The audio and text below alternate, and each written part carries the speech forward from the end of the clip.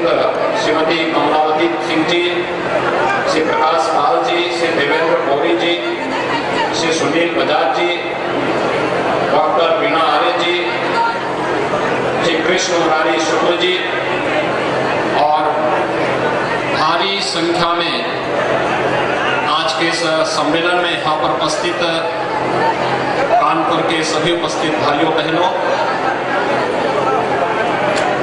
मां गंगा के आंचल में बसा हुआ कानपुर आजादी की लड़ाई का एक प्रमुख केंद्र बिंदु रहा है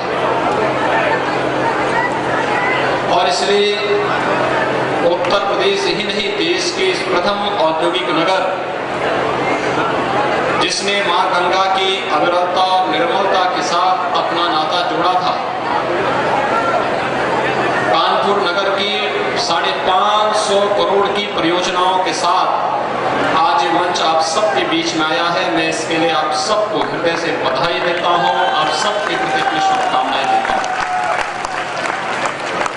भाइयों बहनों, कानपुर एक बार फिर से अपनी नई आभा के साथ देश के अंदर स्थापित हो रहा है।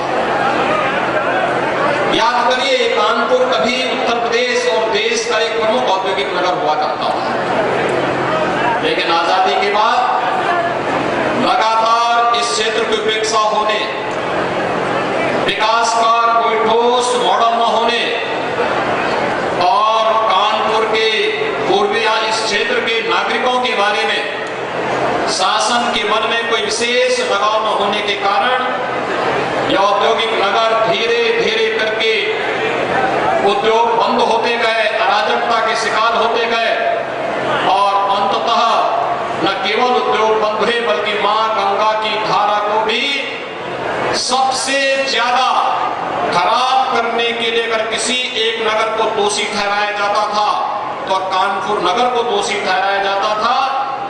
लेकिन आज हम आभारी हैं प्रधानमंत्री मोदी जी के, नमामि गंगे परियोजना के कारण आज कानपुर का शीशा मऊ नाला, जो कभी 14 करोड़ लीटर सीवर प्रतिदिन गंगा मैया में उड़ेलता था, आज उसे नमामि गंगे परियोजना के माध्यम से राज्य सरकार ने पूरी तरह बंद करके एसटीपी के अंदर डाल दिया है। अब एक भी बूंद शिविर शीशा मऊ नाले के माध्यम से मां गंगा में नहीं जाती है। कानपुर ने साबित किया है कि मां गंगा की अविरलता और निर्मलता के साथ अब हमें कानपुर के विकास को, सर्वांगीण विकास को एक नई ऊंचाइयों तक पहुंचाना है। और भाइयों बहनों, कानपुर को उसी सौगात के साथ केंद्र और प्रदेश सरकार ने मिलकर के वे योजनाएं दी हैं, चाहे वह कानपुर मेट्रो के कार्य में तेजी के साथ चल रहा कार्य, आपने देखा होगा अब तो यहाँ पर मेट्रो की ट्रेन भी आ रही है और नवंबर के अंत में हम लोग यहाँ पर मेट्रो का संचालन भी प्रारंभ करने वाले हैं। यह कानपुर का बदलता हुआ नक्शा है जो यहाँ की मांग थी, ये वही कानपुर है। भाइयों बहनों, जहां पर एक बात उदासीनता छा गई थी पिछली सरकारों के कर्मण्यता के कारण, बेईमानी और भ्रष्टाचार के कारण, लेकिन आज कानपुर में एक नया एयरपोर्ट बन रहा है। एक साथ 3 विमान उतर करके वहां पार्क हो सकते हैं और 500 लोग एक साथ उस सिविल टर्मिनल में आकर के कानपुर की अपने विकास की, अपनी प्रतिबद्धता को आगे बढ़ाने में अपना योगदान दे सकते हैं। ये बदलता हुआ कानपुर है और इससे पर आज प्रदेश सरकार की वे तमाम परियोजनाओं का लोकार्पण और शिलान्यास का कार्यक्रम यहाँ पर हो रहा है, जिनकी लागत 550 करोड़ रुपए है। 550 करोड़ की ये योजनाएं भाइयों बहनों, 550 करोड़ की ये परियोजनाएं हो, मेट्रो हो, डिफेंस कॉरिडोर हो या फिर एयरपोर्ट के निर्माण की कार्रवाई, ये तब संभव हो पाया है जब मंच पर बैठे हुए ये सभी जनप्रतिनिधि और निष्प्रयास करते हैं, अपना एक एक पल, एक एक क्षण विकास के लिए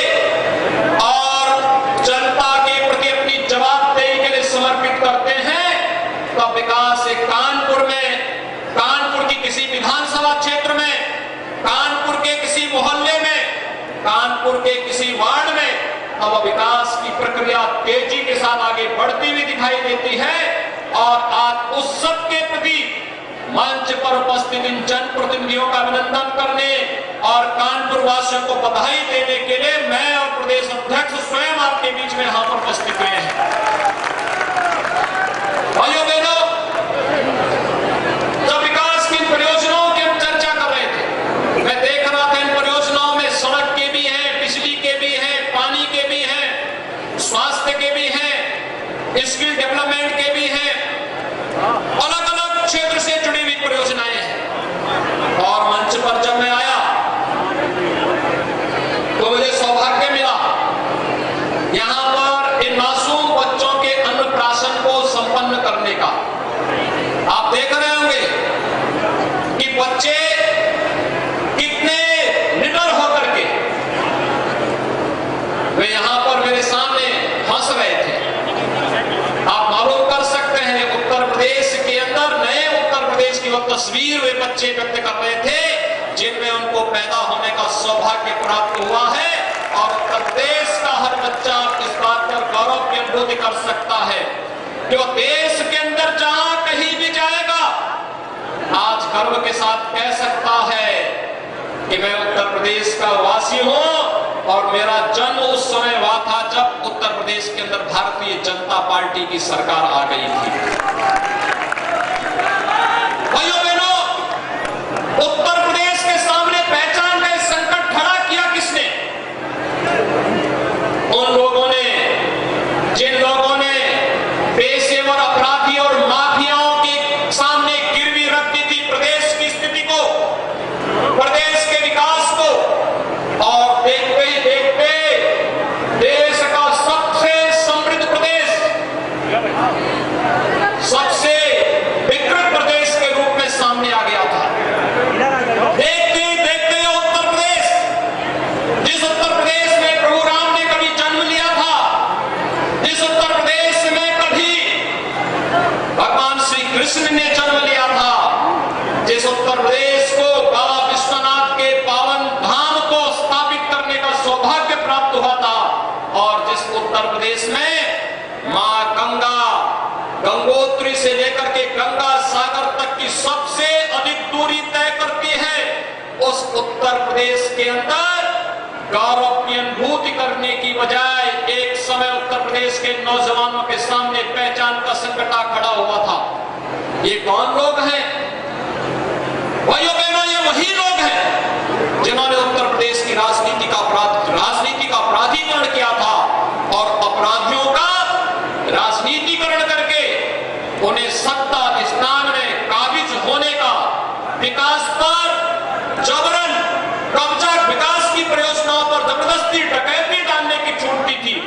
ये वही लोग हैं जो आज घड़ियाली आंसू बहाने के बहाने आपके पास आने का प्रयास करेंगे। आज मैं देख रहा था, मेरा कार्यक्रम पहले से कानपुर में है और मुझे देखकर आश्चर्य हो रहा था।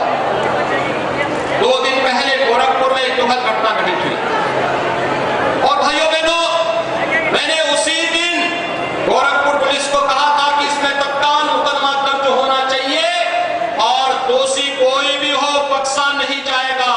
अपराधी होता है। और भाइयों बहनों, तब मैंने कल ही सुबह यहां के जिला प्रशासन को भी कहा था कि पीड़ित परिवार से मैं मिलना चाहूंगा, क्योंकि एक दुखद घटना घटी हुई और उसकी पीड़ा के साथ जुड़ना हमारा दायित्व है और इसके लिए जो भी दोषी होगा कोई बख्शा नहीं जाएगा और सबकी जवाबदेही भी तय करेंगे। आपको मालूम है, अपराध और अपराधियों के प्रति हमारी सरकार की जीरो टॉलरेंस की नीति एक किसी से छुपा हुआ नहीं है और सरकार ने जो कहा वो करके दिखाया है। कानपुर तो इसका जीता जागता उदाहरण है और इसीलिए आज मैं आपके बीच आया हूं कि वे लोग जिन्होंने उत्तर प्रदेश की कानून व्यवस्था को कभी गिरवी रखा था पेशेवर अपराधियों और माफियाओं के सामने, उनके बारे में ये कहावत बहुत अक्सर सही बैठती है कि 100 चूहे खाकर बिल्ली चली हज करने चली। और भाइयों बहनों, इन लोगों की स्थिति आज वही है। ये लोग कोई ऐसा अवसर नहीं कमाते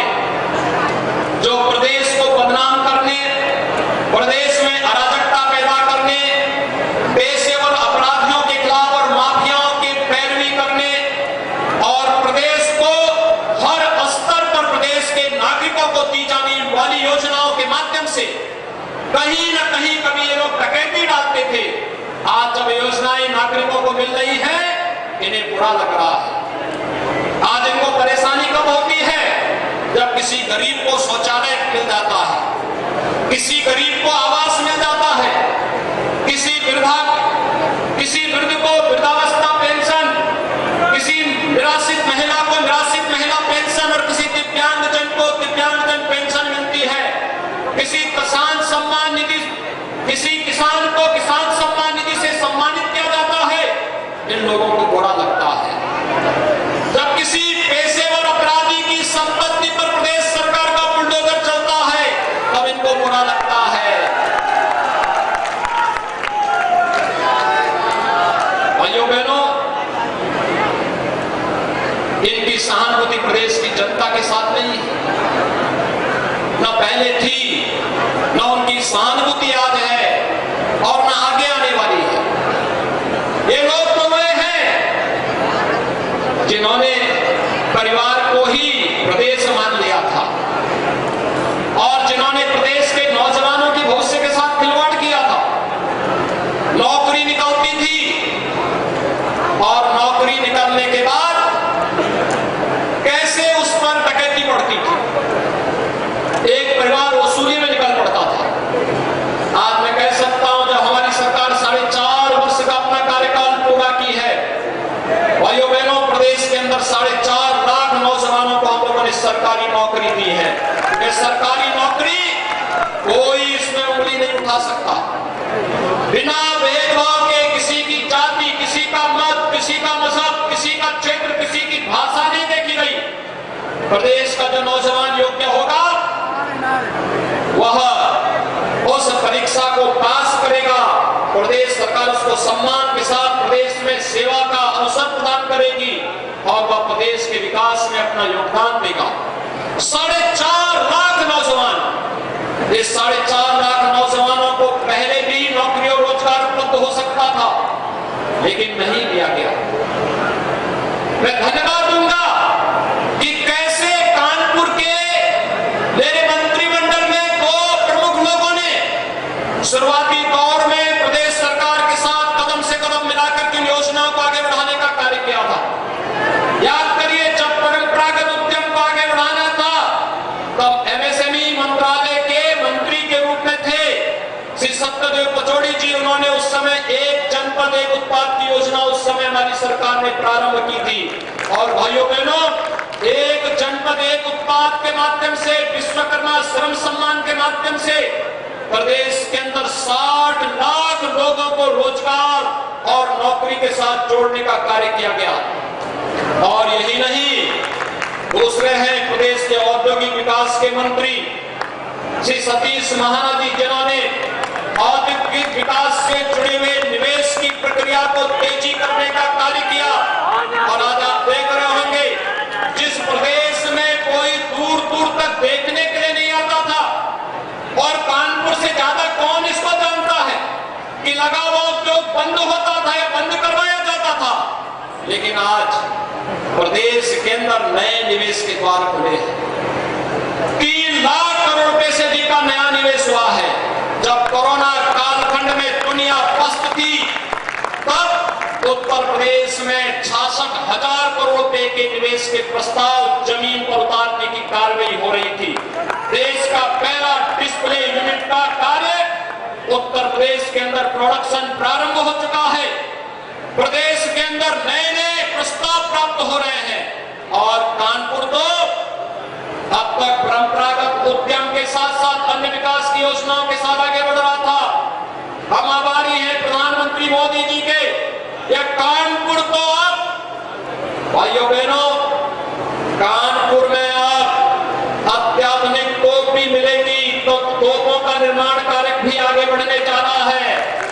भारतीय सेना को भारत के अंदर स्वदेशी हथियारों की आपूर्ति का एक प्रमुख केंद्र तो ऑर्डिनेंस फैक्ट्रियां यहां की थी ही, लेकिन हम लोगों ने लगभग 300 एकड़ भूमि को यहां पर अधिग्रहित किया है और अधिग्रहण की कार्रवाई डिफेंस कॉरिडोर के एक नए नोड के रूप में कानपुर को पुनः उसके गौरव को प्रदान करने की दिशा में किए जाने वाले प्रयास का हिस्सा है। और खुशी का एहसास कराने के लिए फिर मैं आपके बीच यहाँ पर उपस्थित हुआ हूं। हम लोगों ने उन सभी संस्थाओं का योगदान यहाँ पर लिया है, चाहे वह IIT कानपुर हो, SBTU कानपुर हो, AKTU लखनऊ हो, या फिर अपने तकनीकी संस्थानों को इनके साथ जोड़ने का कार्य किया है। ये तकनीकी संस्थान केवल डिग्री बांटने के पट्टे नहीं होंगे। ये तकनीकी संस्थान प्रदेश के नौजवानों के अंदर प्रदेश के प्रति और मातृभूमि के प्रति एक नया लगाव पैदा करने के माध्यम भी बनेंगे और व्यापक रोजगार सृजन के साथ स्किल डेवलपमेंट के नए सेंटर के रूप में विकसित भी होंगे। इस दृष्टि से आप इन सभी तकनीकी संस्थानों का सहयोग लेकर के प्रदेश सरकार प्रदेश के विकास के लिए पूरी प्रतिबद्धता के साथ कार्य कर रही है। लेकिन भाइयों बहनों, मैं आप सबसे कहने के लिए आया हूं, मैं धन्यवाद दूंगा अपने प्रदेश, इस क्षेत्र के और इस जनपद के अपने स्थानीय यूनिट को, जिन्होंने यहाँ पर तेजी के साथ यहाँ के जनप्रतिनिधियों के साथ मिलकर के विकास के कार्यों को आगे बढ़ाने का कार्य किया। और मैं धन्यवाद दूंगा उत्तर प्रदेश के पूर्व पुलिस महानिदेशक, वर्तमान में भारतीय जनता पार्टी के राज्यसभा के सांसद और आर्य नगर विधानसभा क्षेत्र के प्रभारी के रूप में यहाँ पर कार्य कर रहे श्री ब्रजलाल जी को। एक पुलिस अधिकारी पुलिस सेवा में जो बेहतरीन प्रदर्शन कर ही सकता है, वहां पर अपराधियों के और पेशेवर माफियों के छक्के जो छुड़ाता ही था, आज विकास के इस मॉडल को यहाँ के कार्यकर्ताओं के साथ मिलकर के कैसे उस अभियान को आगे बढ़ाना है, आर्यनगर विधानसभा क्षेत्र के प्रभारी के रूप में भी उन्होंने यहाँ पर आकर के कार्यकर्ताओं के साथ मिलकर के कदम से कदम मिलाकर के इस कार्यक्रम को आगे बढ़ाने का कार्य किया है। भाइयों बहनों, श्री सलील बिश्नोई जी यहाँ पर पहले से कार्य कर रहे हैं और तमाम अन्य कार्यकर्ता जिन्होंने पहले से ही अपना पूरा समय विकास के इस अभियान को समर्पित किया है। आज आप सबसे यही अपील करने के लिए मैं आया हूं कि भाइयों बहनों, आपने देखा होगा 7.5 वर्ष होने जा रहे हैं केंद्र में मोदी जी को प्रधानमंत्री के रूप में बिना रुके, बिना टिके, बिना थके और बिना झुके भारत माता के लिए एक एक क्षण और भारत माता की सेवा के लिए देश के 135 करोड़ की आबादी के लिए उन्होंने अपने पूरे समय को समर्पित किया है। और भाइयों बहनों, आप सबके आशीर्वाद से पिछले 4.5 वर्ष के दौरान हमारी सरकार ने भी बिना रुके, बिना झुके, बिना टिके और बिना हटे उत्तर प्रदेश के विकास के लिए अपना एक एक क्षण समर्पित किया है। उत्तर प्रदेश के 24 करोड़ लोगों के विकास के लिए अपना समय समर्पित किया है। आज मैं आप सबका आह्वान करने के लिए आया हूं। सरकार विकास के लिए प्रतिबद्ध है। सरकार सुशासन के लक्ष्यों को प्राप्त करने के लिए पूरी तरह प्रतिबद्ध है। सरकार प्रदेश के अंदर बेहतर कानून व्यवस्था को स्थापित करने के लिए पूरी प्रतिबद्धता के साथ कार्य कर रही है। और प्रदेश सरकार प्रदेश के नौजवानों के लिए, प्रदेश के किसानों के लिए, प्रदेश की महिलाओं के लिए, प्रदेश के प्रत्येक वर्ग के कल्याण के लिए पूरी ईमानदारी और पूरी प्रतिबद्धता के साथ कार्य कर रही है। मेरा आप सबसे अपील होगा, विगत 4.5 वर्ष के अंदर आपने बदलते हुए उत्तर प्रदेश को देखा है।